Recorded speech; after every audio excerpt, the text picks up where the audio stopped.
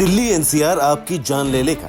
जी हाँ, ये कहना अब अतिशयोक्ति नहीं लगता, क्योंकि यहाँ की हवा अब खतरनाक स्तर पर पहुंच चुकी है। दिल्ली में एक्यूआई का आंकड़ा 692 पहुंच चुका है।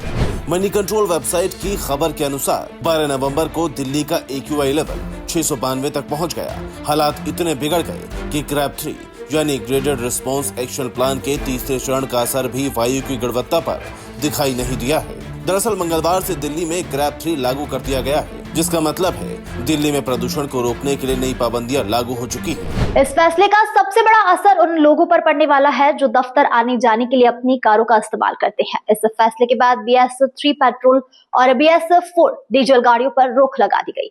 अगर कोई वाहन चालक इन पाबंदियों से जुड़े नियमों को अगर तोड़ता है तो भारी जुर्माना भी भरना पड़ सकता है।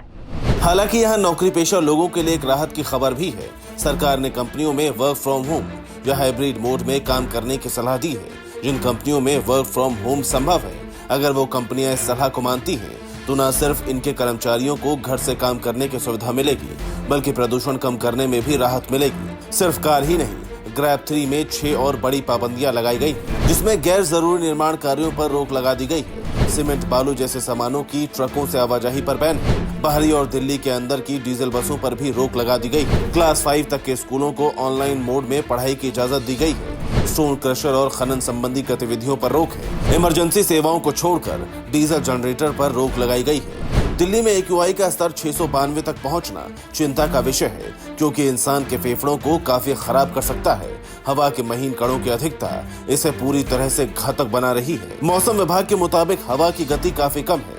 इसके कारण प्रदूषण कण फैल नहीं पा रहे हैं और हवा में नमी बनी हुई है। IMD ने अगले 1 हफ्ते तक बारिश की कोई संभावना नहीं जताई है। इस कारण अगले 3-4 दिनों तक जहरीली हवा से कोई खास राहत मिलने के आसार नजर नहीं आ रहे हैं। ऐसे में आपसे अपील है कि जब जरूरी हो तो ही घर से निकलें और मास्क का इस्तेमाल करें।